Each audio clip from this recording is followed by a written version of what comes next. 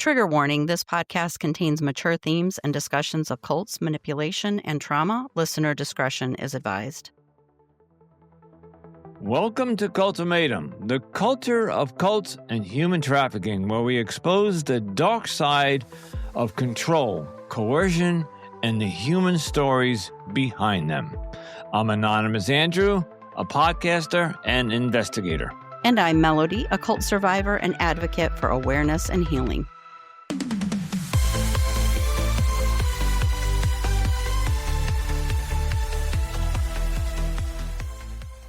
Greetings and welcome back to another episode of Cultimatum Podcast, the culture of cults and human trafficking. And my name is Anonymous Andrew, and with me tonight is my wonderful co-host, Melody. Hello, Melody. Hello, Andrew. We have another new cult today. We're being joined by Rob Brunner. Harry spent 18 years as a member of the Sri Chinmoy Center. Sri Chinmoy. Sri Chinmoy, based out of Queens, New York, founded by his own aunt and led by an Indian guru. After leaving, Harry has dedicated himself to helping other survivors heal by creating a class that teaches ex-cult members how to channel their experience into something creative. He also shares his story and resources through his website. We're looking forward to hearing more about both his journey and the powerful work that he's doing now. Harry, welcome to Cultimatum. Thank you. Thank you, Melody and Andrew.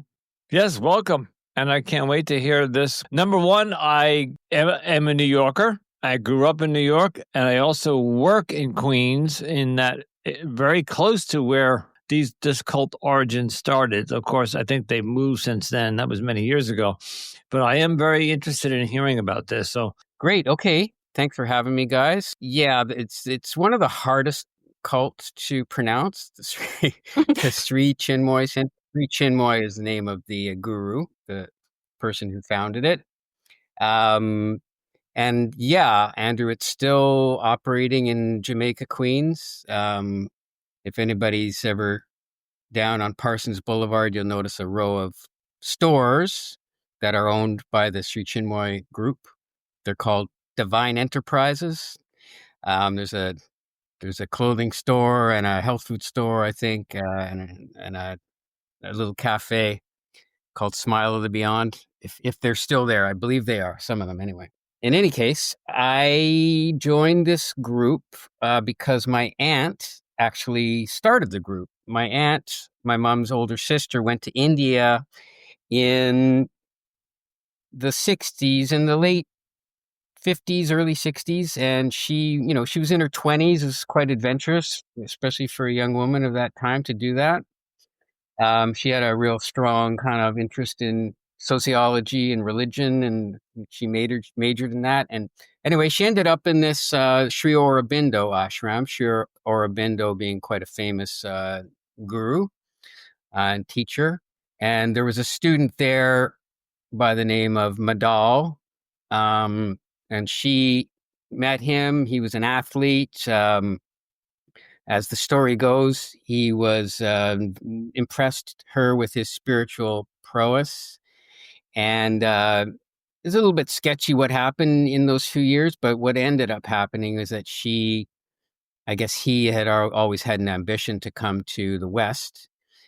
And she facilitated that. So she ended up bringing him to New York City, and got him a job, got him sponsored, and they quickly started to set up meditation classes.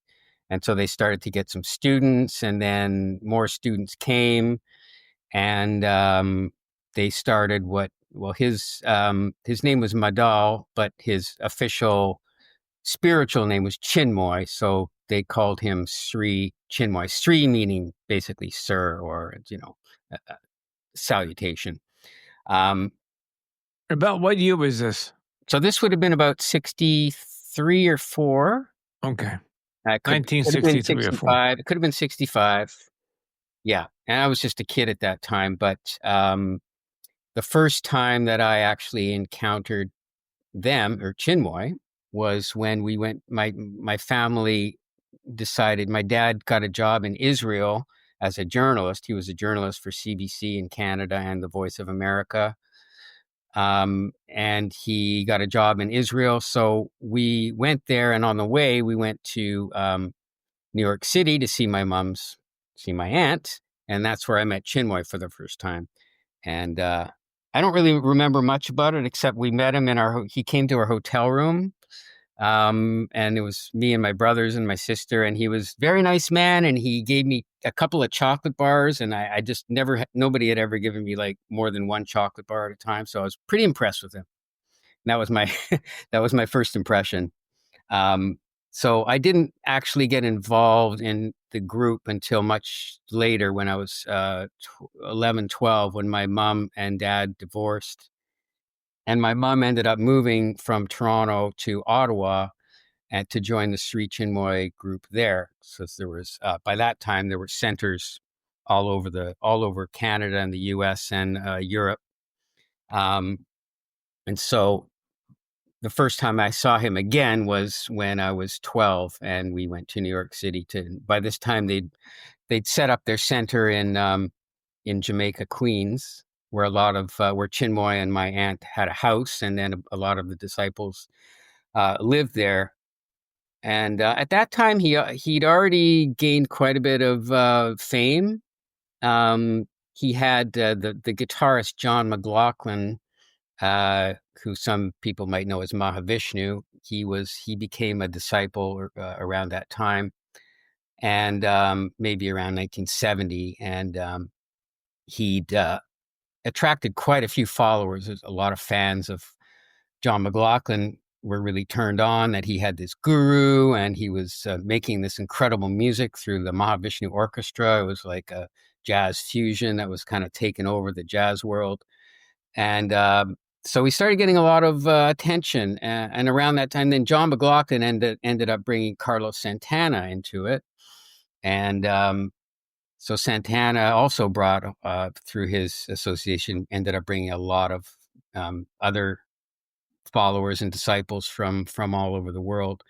And Just to be clear, Carlos Santana, the musician. That's right. Yeah. Right. Okay. Yeah, Just that's a some big of name. our audience some of our audience may be too young to know who that might be. So, okay, cool. Yeah. Carlos Santana was big back in the 60s and 70s and 80s. Very cool. Very big. Very big. Yeah. He was at Woodstock. Oh, yeah. Yeah. He was pretty famous, and still is pretty famous, I think. Yep. Yeah, amazing guitarist. Yeah. Mhm. Amazing guitarist, amazing man, very, very spiritual man. We actually became really close friends at that time. I've lost touch with him, but back then, when we were both in the group, we were pretty close friends. Okay, good. You want me to just keep going, or? Yeah, keep going. Okay. We're on a roll. No questions so far? Okay. Okay. Well, when you threw Carlos Santana out there, that kind of piqued my interest. So, because that's like, that was my rock and roll scene, my music scene back in the 70s and 80s. So, yeah, big deal. Those guys brought a lot of credibility to this center. Sure. I'm sure they did. And they also, Sri Chinmoy played various Indian instruments like the esraj and the flute. And, he wasn't a great musician, but he could play a little bit on all these different instruments. And he would do these concerts in Manhattan and, Carnegie Hall and all over the place. And often Santana or John McLaughlin or both of them would open up for him. Like, they do a couple of songs more on their sort of spiritual type of music, more subdued stuff that was more conducive to meditation. But they'd open up for him, so they'd get tons and tons of people like coming to these free concerts. I remember they did one in Central Park, and there were like thousands of people there. And basically, they were playing together. And there's actually an album that was created out of that called, I think it's called Love, Devotion, Surrender. Yeah, I was at that concert. It was quite something. So those guys brought a lot of interest. And my early days in the center, I was 12 years old.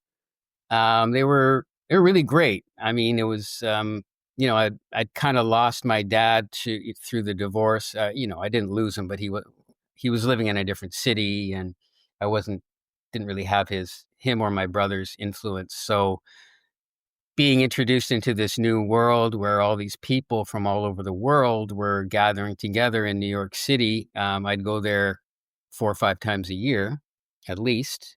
It was pretty thrilling, and I was given a lot of attention because I was the nephew of Allo Davy. My aunt's spiritual name was Allo Davy. Her real name was Esther, but that was the spiritual name that Sri Chinmoy gave her. So because I was the nephew of, who they called the mother, or the mother of the universe, I like to call myself the nephew of the universe. So that's what I called my show, my one-man show, where I talk about all this stuff. Nephew of the universe. Anyway, I'd go down to New York quite often with my fam. Yeah, go ahead. I do have one quick question.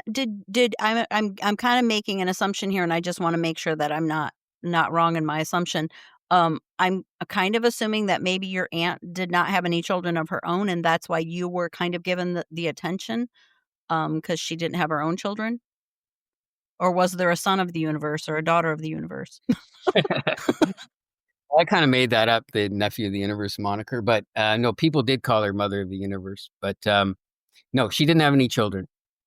And it's not that I was, that's not really the reason. It's just that me and my sister, just the fact that we were related to her, other disciples sort of looked up to us and thought that we were maybe a little bit special. Right. Okay. I didn't feel it. I assumed if she had children, they would have gotten that attention. That's why I was kind of assuming maybe she didn't have any children, and you were kind of like the closest thing that she had to children. That's true. Although she didn't really, she kind of removed herself from her family in a strange way. So although my mother and my sister and I were disciples, she didn't really treat us like she was like part of the family. She kind of renounced family. Yeah. Okay. I mean, just as still, part of the belief.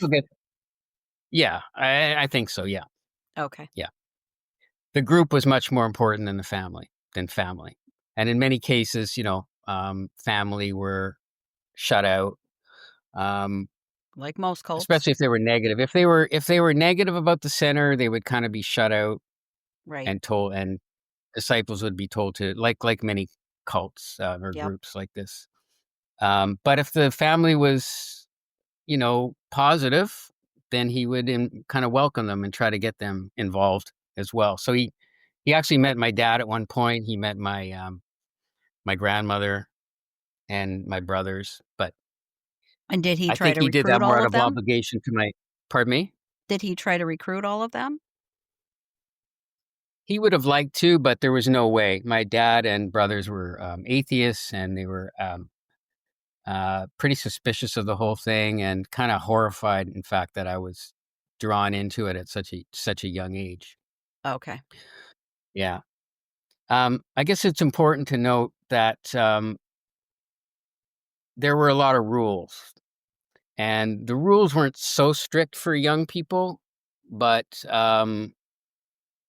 for anybody, well, for most people, the edict, even for married couples, was that sex was not really favored, and it was suggested to abstain from sex. And if you were single, you had to be celibate. That was a rule.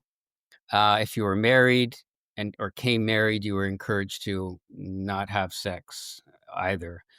So, and not have children, which is a pretty unique thing in this group, and something that a lot of people question. What was the logic behind that? Yeah, good question, and that's what a lot of people said. Well, how is the group going to keep going if there's no children? Right. But Chinmoy's philosophy was that, and his belief, I think he believed that he was going to be huge. He was going to be like world famous, and that people would just keep coming. But he didn't want people to be, he thought that if you had children, it was going to take up all your energy and all your time, and you wouldn't have any bandwidth left to have a spiritual life. He kind of wanted everybody to reminds me of. Have you ever seen the documentary called Holy Hell with the leader Yeah. Michelle. Oh, holy Well, hell! Michelle was one of his names. Yes, I did. Yes, Yes. in fact, I know Will, the director of that. I met Oh, with him. Yeah, okay. Yeah, yeah, yeah. Andrew and I Did both he do watched that, a and we did a little, episode on it, but he was the same way. He didn't want there were no children in that cult, and he, told people to abstain from sex, and, obviously, it was because he was abusing them behind the scenes, but that's another story. For a cult leader to have a family or a husband and wife and just say, don't procreate, it just goes to me, it just is illogical because you bring children in, assuming that you're going to raise them in the cult and then they will become more cult members in your. I mean, I don't want that to happen, obviously. Would rather them not do that. Coming from the cult leader's perspective, it just seems illogical or counterproductive. counterproductive? Whatever. Yeah, Okay. yeah. Okay. It's not gonna help the numbers. And in fact, I mean, as it's turned out, since he's died, and the numbers have dwindled significantly. So yeah, that didn't really work out very well. Yeah, so as a young person, although it was like the rules weren't stated as strictly for the young people, it was just kind of assumed that you were following the same rules, and you weren't meant to have. I wasn't allowed to have girlfriends. I wasn't allowed to have sex. See, that I get. That I get. And that actually conforms with society's norms. I grew up in the Catholic Church. I grew up in a normal suburban. We were not supposed to have sex before you were married and blah, blah, blah. So this guy wasn't doing, this leader wasn't doing anything weird. He was just saying, I don't want my people who are not married, don't get romantic, don't have sex, don't take your mind off the goal. That's not unusual. No, that's true. But there was kind of a sort of a mixed message, because he would marry, in the early days, he would marry his disciples. He would do arranged marriages. Of course. Some of them were, strictly arranged marriages. Usually the people would know each other just from being around. He'd go, you and you should get together, and then they get married. And then, it happened to my sister. But in her case, he kind of gave her, maybe because she was also in the family, he gave her an option of two different guys. He said, you can marry him or him. And the one that she liked already, she ended up marrying him. And, to their credit, they're still married like 40 years later. Did he have a wife? No, Chinmoy never was married. His partner is, my aunt, but it was supposed to be a celibate, union, right. And they never got married. Now, some people surmise that maybe in the beginning they were together in a different way, but nobody knows that for sure. Yeah. So the fact that you were, my sister got married, and he also married my mom, to her second marriage, a disciple. I thought when when I came of age, that I would get married, that he would marry me too. But by the time I was 17, 18, he'd made this decree that there would be no more marriage, because most of the marriages that he created fell apart or caused him so much headaches that he just said, I'm done. There's no more marriage. So the new rule was, if you came to the center married, you could be married. But if you didn't come to the center married, you could never get married. You're single for your whole life. Wow. Okay. Let's get into some of the indoctrination. What did this man, what was his cult, his indoctrination? What was he teaching you? Well, it was pretty much a standard kind of mix of, he was a Hindu. And so it was a lot of Hinduism mixed with Buddhism, and, the teachings themselves were great. People really responded to it. It was a lot about meditation, leading a healthy life, doing sports, running, just being focused on your spiritual life. So his edict was love, devotion, and surrender. So love, all for God. Was this love for God, being devoted to Him, as the intermediary between him and God, and surrendering to him and to God. So that was the basic teaching. So this was the hippie generation, correct? The beatniks, the hippies, the There beads, the were love, the peace, the people that were older than me. I was sort of the next generation, I think. But me too.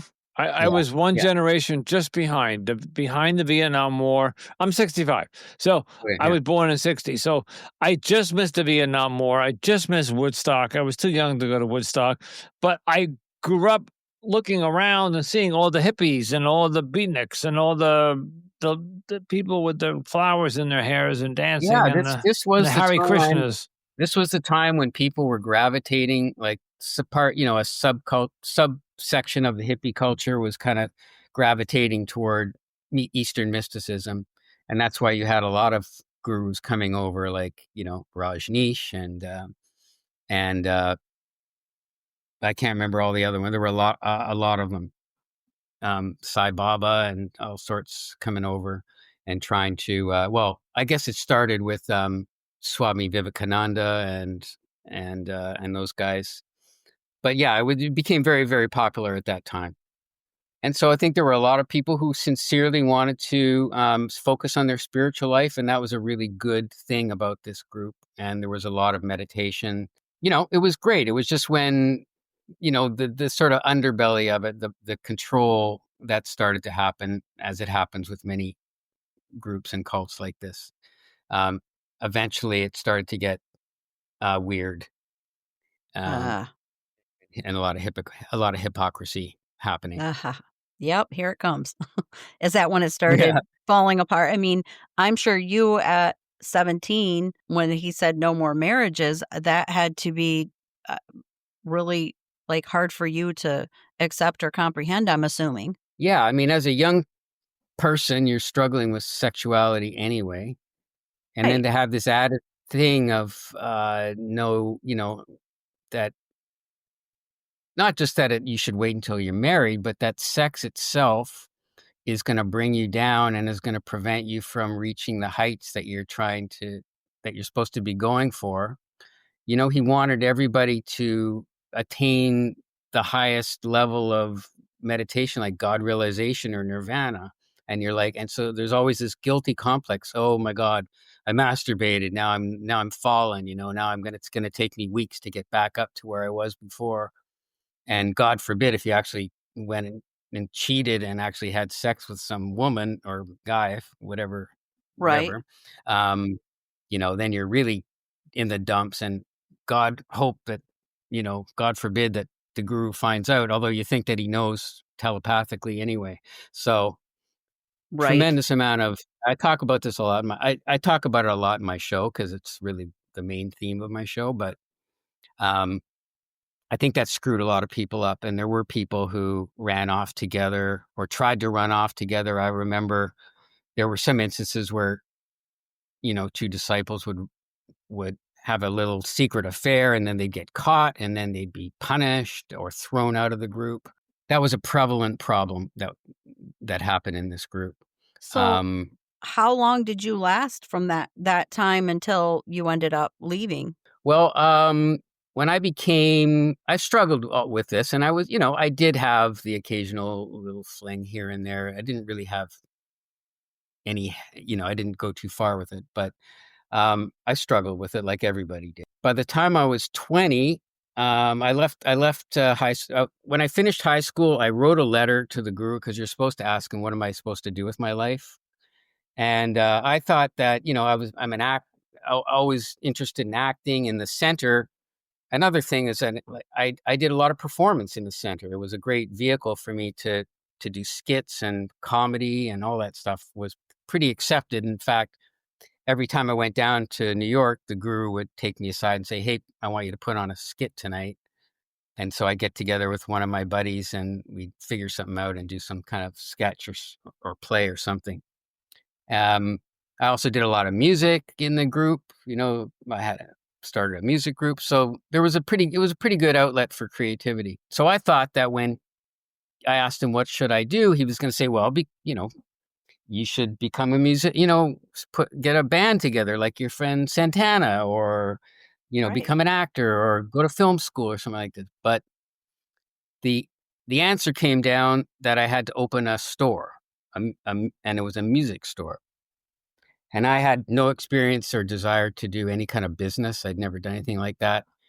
Sort of the furthest thing from my ambition. So I kind of put it off for about a year, and then, I remember he called me back and he said, "So what's going on with this music store?" And he kind of looked at me and with his kind of mesmerizing eyes, and I said, he said, "Do you want to do it?" I'm like, and in that moment, I'm like, "Yes, okay, I want to do it. I'm going to do it." And he said, "Okay, your store will be open in 1 year from now." And he named the date. And that exact date, I opened the store. So it was a musical instrument store. It was supposed to be like Indian instruments, like world instruments, but nobody was buying that stuff. So I got some guitars and amps and stuff like that, and the kind of instruments that I knew, and I started this music store. So that's kind of what I did in my 20s. And as time went on, I struggled more and more with the rules and this and just It wasn't Sam Goody's, was it? The music store? No, it's called It was called Songbird Music. It was because it was in Canada. Oh, okay. So yeah, so I had a store in Ottawa, and it was quite a famous store. A lot of bands would come through, and then I started another one in Toronto. A few years after that. We'll be right back after a quick break. Don't go anywhere. More Cultimatum is coming up. And then, there are guitars and amps and drums and pianos and all that sort of stuff. So I was kind of a little bit rebellious by doing that, but because I was, the nephew, he kind of gave me a little bit of rope to play with. For time frame, where are you? What year is this about now? I started the stores in when I was 22. It was 82. Okay, so you still have not gotten married. Did you have a girlfriend? Or are you still doing the celibacy? I was struggling with the celibacy. Oh, I would think so. A 22-year-old man would be. Sometimes I would falter, but a little fling here and there, and feel really guilty about it. But and very secretive. Of course. But no, I never had a real girlfriend, until I left the group, when I was 30. Oh my gosh, you Yeah, stayed till you were 30. Yeah, I stayed till I was 30. But even after that, the guru, he was very fond of me, and he told me many times that we had other incarnations together, and that, I was really made up to be one of the really special ones, which really went to my head and also, fucked my head a bit. So because of that, he kind of gave me a lot of leeway. And so after I left the center, he'd still invite me to come down to New York. And I was still kind of drawn in on some levels. Like, I still liked the whole meditation thing. I still liked the social part of it. I loved I had a lot of friends from all over the world. So I'd still go. And they had these Christmas trips. So every Christmas, a select group of, his disciples, more of his favored disciples, would go to different parts of the world. And, we'd set up for like 3 weeks in some foreign country, and we'd organize a concert and that sort of thing. So I kept going to those things. Quick question. What funded this cult? Or I'll just say this person's organization. Yeah. What? We certainly didn't call it a cult, but we joked about it. Is this a cult? But what funded him? Before you had the music store, you worked. Did you have to give some of your money? I mean, they call it tithes, right? So did you have to give tithes? Did you? I mean, everybody was encouraged, if they could, to give, to tithe, or to give what they could. So there were dues that you had to pay for your own center, just to keep your own local center running. But anybody who had extra money and were encouraged to give it to him. It wasn't a big deal. I think he had enough rich disciples that they were the ones that mainly funded him. So he probably had, you know, Carlos Santana and John McLaughlin and Carl Lewis, the Olympian runner, and there was Aretha Franklin and some other, and then a lot of just not known but wealthy disciples. And I think Wow. they funded him. But in the later years, when a lot of those people left, he started to sell his books. So he was quite an avidly creative. He wrote a lot of like little poetry books and other books of stories and plays, and then he would sell those, and disciples would buy those. And then he started painting.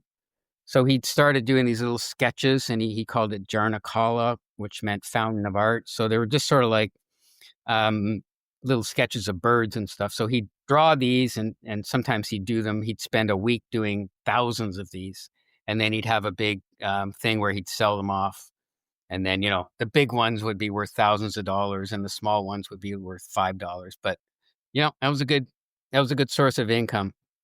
But I have to say, he was generous too. Like, he gave me money. He gave my mom money. He gave my sister money. I don't know if and I'd heard many stories of not just family, but other people who received, you know, $100 here, $200 here, $1,000 here. He'd sometimes he paid for a couple of my Christmas trips. So he liked to spread it around. Well, And it also sounded like, yeah. It sounded like he opened up your music store. Did you have to fund that at all, or he did that? He gave me, I think, a couple of $1,000 to help start it, and then some of the other disciples in Ottawa helped me out as well, and my family helped me out a bit. Yeah, so he didn't fund the whole thing, but he definitely helped. Well, Yeah. he doesn't sound like he was as greedy as most cult leaders. I'll give him that. No, he was not. He wasn't a greedy type. Like, he didn't have tons of cars, and he lived in a pretty modest house in Jamaica. So yeah, that wasn't really his deal. Jamaica has a section called Jamaica Estates, which are extremely. Yeah, he wasn't in those. Oh, okay. Like 149th Street or something, like right in the middle of Jamaica, and you know, around Parsons, and it's still not too bad. Yeah, it's middle class. You know, it's a nice middle class neighborhood. Yeah. So, but you know, it wasn't so much that, but his, you know, as time went on, his ego, I would say, started getting bigger and bigger, and he really kind of longed for fame. Although he put it under the umbrella of, like, you know, under the guise of, I want my spirituality to be known around the world. You know, like many gurus like him, he thought that he was an avatar. And I'm sure you guys have heard that term before. He thought that he was an incarnation of God. You know, it was him, Jesus, Krishna, Buddha, Rama, you know, just a handful of the dudes who were like actually incarnations of God. So he felt that it was his life mission to be world famous. And that's why he liked to meet celebrities. He liked it. His what they called manifestation team, which is basically his promo team, got him meetings with, you know, the Pope, with Princess Diana, with Gorbachev, all sorts of celebrities. And so he thought that was going to help make him famous and spread the word. And did it? I think he became more infamous than famous. He started doing a lot of weird stuff. Like, he started lifting weights. So he started lifting weights. You know, he was a pretty strong guy. And then he'd lift heavier weights. And then he'd go, oh, look at me. I'm lifting a really heavy weight.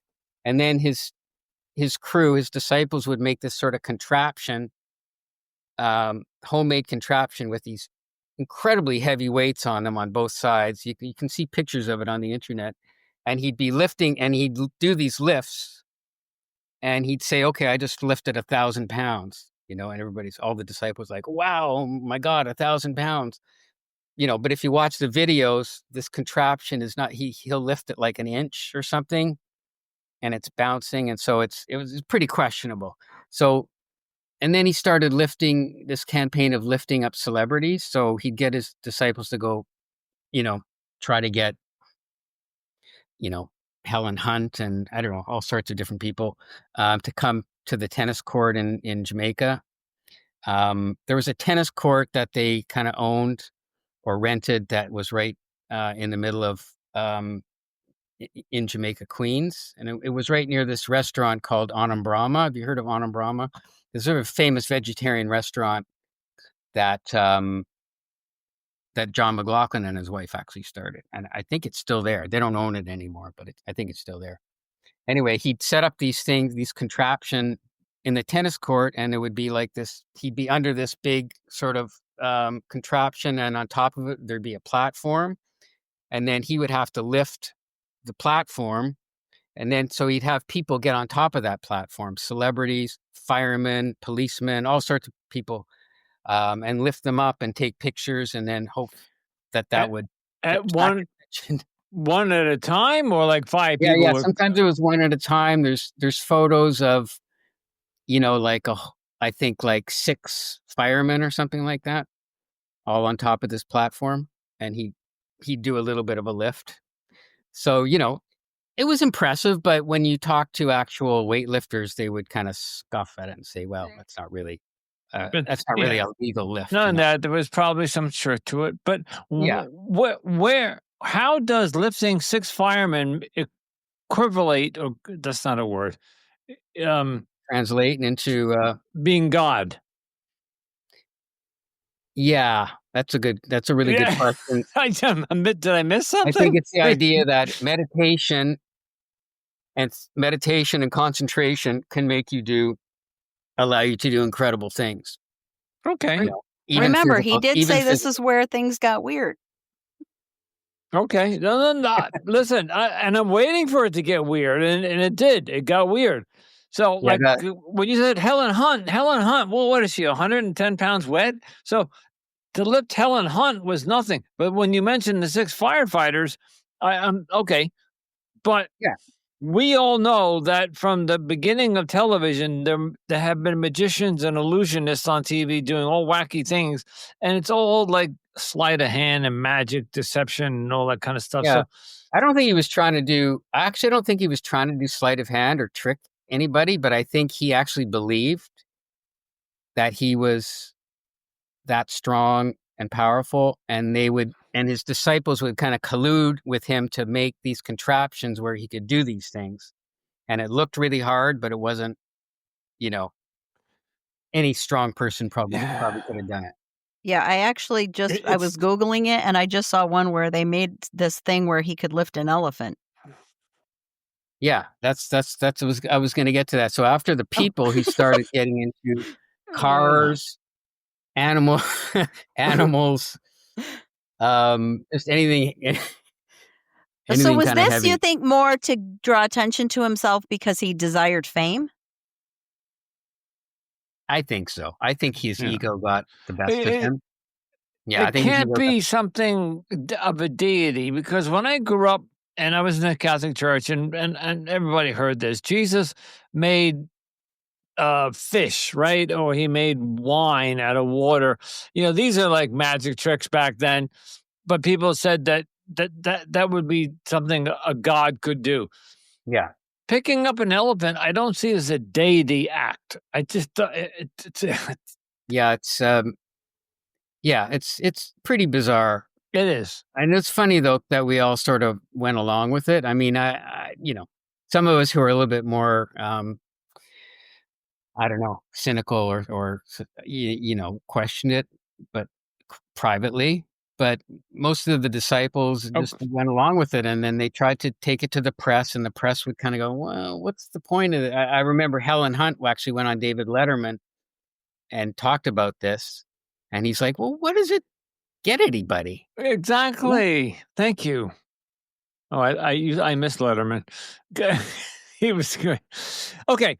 We're at that point. I told you at the beginning of the podcast that we got to think about time. Okay. So let's get to the point where you decided that this was, unless there's really something more you want to add to this, where you decided that this was just no longer your scene. Okay. I realized at some point that I wasn't living my own life, and I had to, I had my own ambitions. I had my own desires to be a writer and an actor. And so, when I realized it wasn't going to change, that my whole life would be in service of him and the center, I finally left. It was very difficult to leave. I tried a couple of times. I got drawn back. He said I could do anything I wanted, gave me a lot of rope. And I tried to live in both worlds for a while, but it just didn't work. And finally, I just wanted to be on my own. So I finally sent a letter, and, he said it was like Hiroshima and Nagasaki going bomb going off. It Please. hit him that much. But yeah, whatever. So I struggled, I struggled being on my own for a while. I wrote a little article in Medium that talks about how leaving was the harder part of being in the cult. Because, as you know, and many of your people, I'm sure, talk about, just adjusting to life on your own, outside of having people tell you what to do, is difficult and challenging. And I really respect that about people who have left cults. I will mention, before I forget, that what really woke me up, because I said I kept sort of in touch for a while, but what really woke me up was when an ex-disciple, sent me a link to what was then a Yahoo chat group before we had Facebook.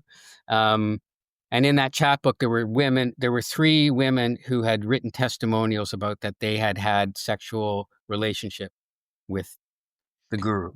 And it's funny that you mention that now, because earlier I wanted to ask you about that, because he was preaching celibacy, and yet I bet you behind the scenes, he was either, I got to be careful how I say this, either going after children or going after his congregation in over 18. He wasn't going after children, but he was, but adults.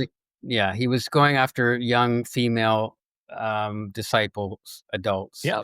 And he would, as I learned from these testimonials, and, the thing about him is that he said that he was as pure as gold, that he never had any sexual thing going on. He was a hypocrite. Yeah, he's a hypocrite.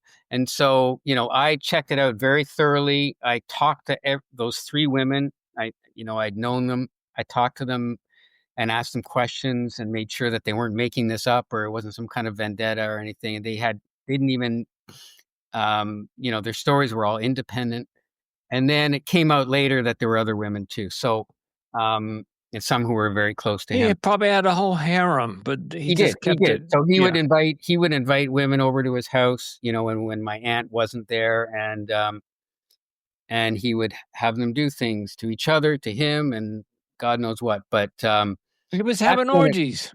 That's when it really, and some of these women, it really messed them up, and I feel terrible for them. But they thought, like in many cults, that the guru they have to do what he says, and that it's for their best, it's for their progress. Of course.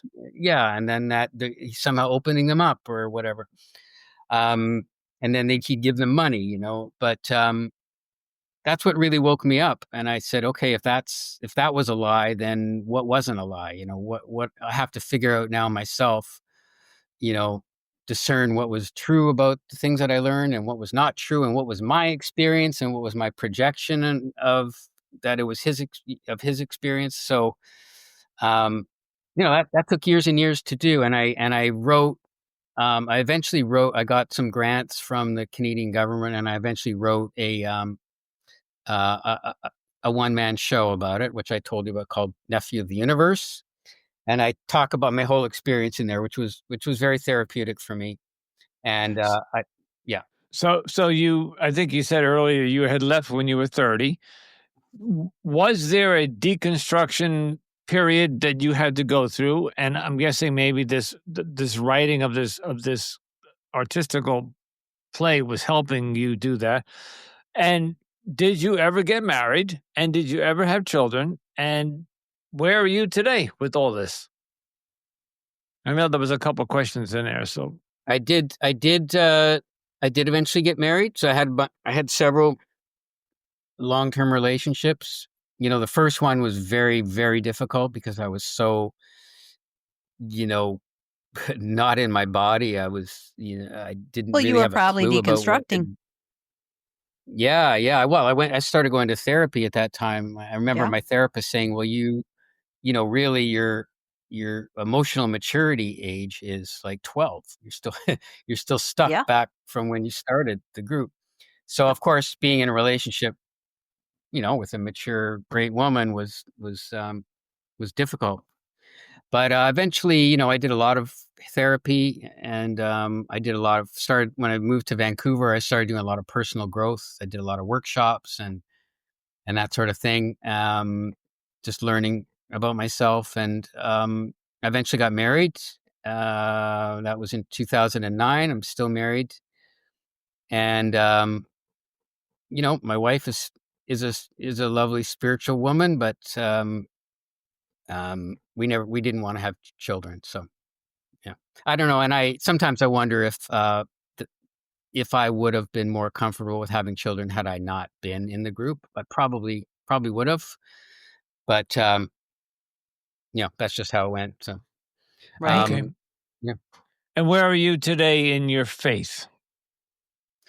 I still am I would say I'm a spiritual person. I still read a lot of spiritual stuff. I try to make sure that the stuff that I read comes from good sources.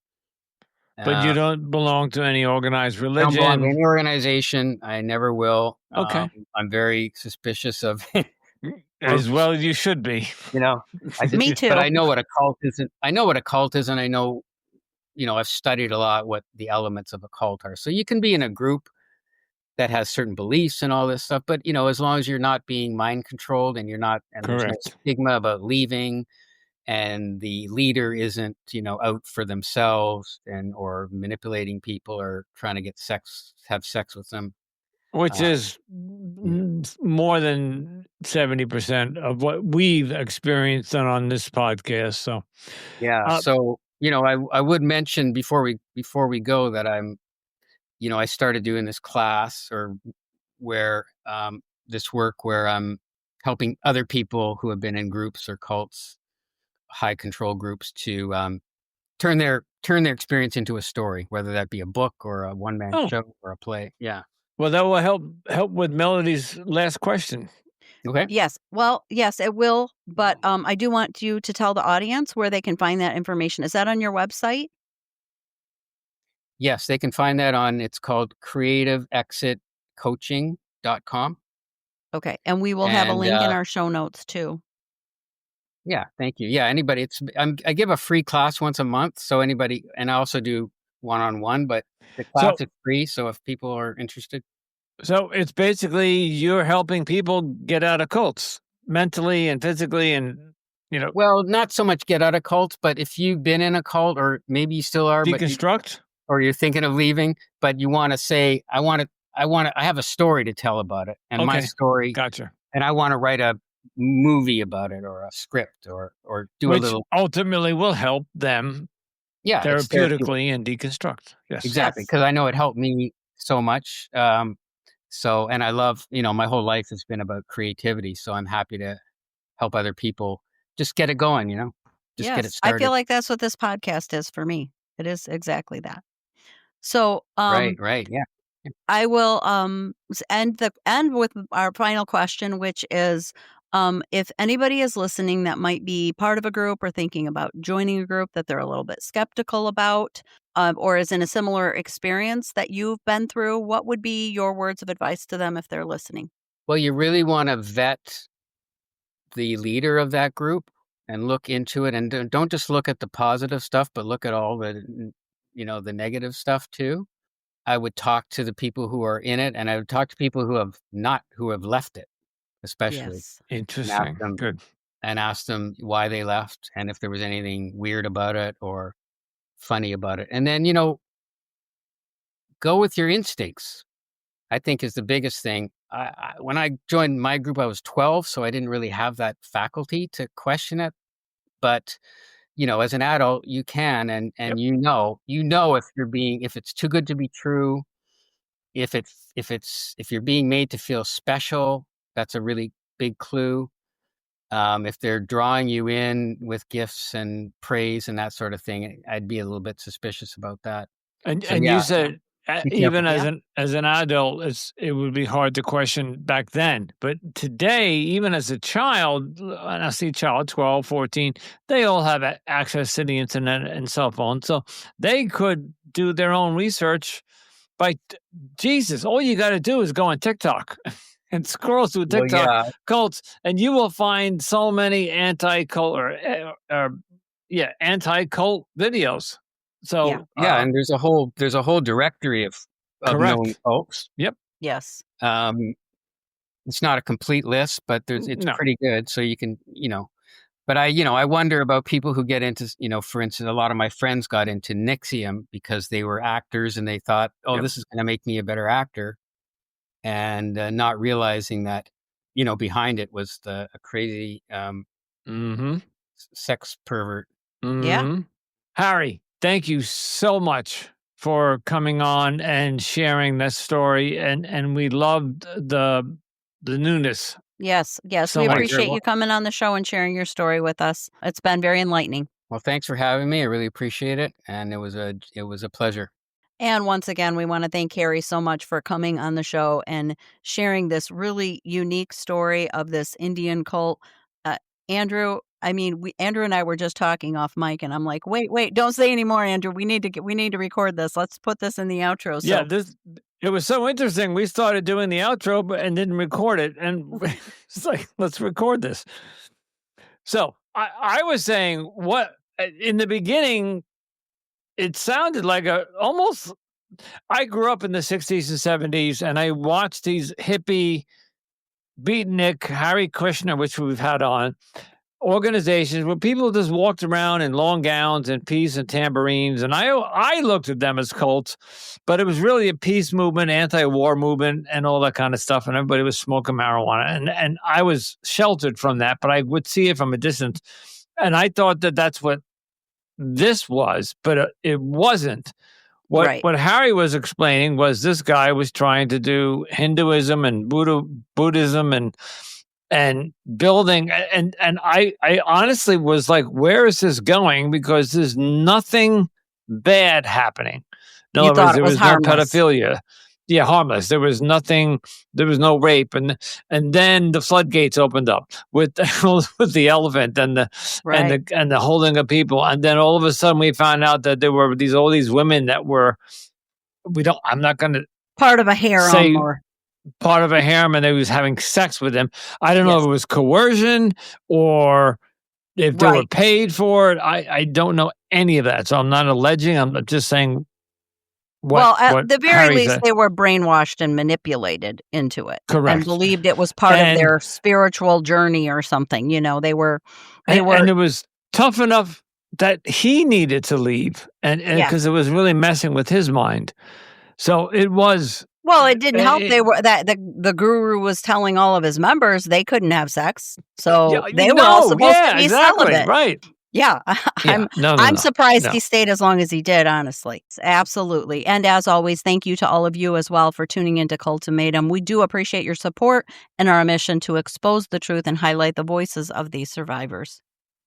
If you're enjoying the show, don't forget to rate and review us on Apple and Spotify. And don't forget to follow, share, and keep listening to all of our latest episodes. You can also follow us on Instagram, TikTok, Pinterest, and YouTube for more content and updates. Don't forget to join our Facebook group, Cultimatum Podcast, where we dive deeper into these important topics. And if you are a cult survivor and you're looking for additional support, we do recommend joining the Cult Escape and Healing group on Facebook. If you're interested in more of my work, check out the Anonymous Andrew Podcast Studios.com. I know it's a big, long word, but it is where all the podcasts and the studios and blogs and basically the hub of where all this goes down. And so just head over there and you'll get lots of information.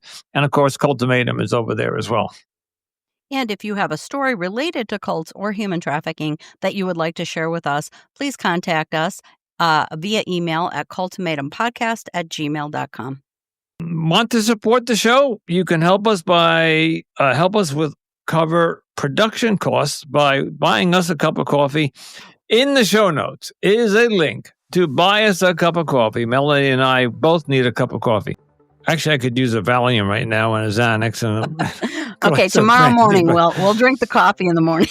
Okay, tomorrow morning we'll drink the coffee, and I don't drink, so I don't. Anyway, so in the show notes, please buy us a cup of coffee. It would help us with the production cost, and that's it for me. And as always, stay safe, stay informed, and remember, you are not alone.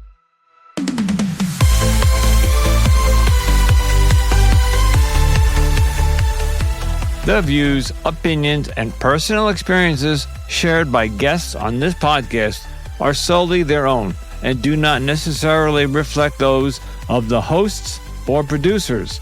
Cultimatum, the Cult and Human Trafficking Podcast, its hosts, producers, and affiliate entities, including Anonymous Andrew Podcast Studios, make no representation or warranties regarding the accuracy or reliability of any statements made by guests or third parties. Any references to specific individuals, groups, or organizations are for informational and educational purposes only. Their inclusion does not imply endorsement, opposition, or any formal position by Cultimatum or its affiliates. This podcast does not seek to label, accuse, or defame any religion, movement, or organization, and expressly disclaims all liability for guest statements or listener interpretations. Cultimatum is intended solely to promote discussion, awareness, and educational surrounding cult dynamics, coercion, and human behavior. Listener discretion is advised.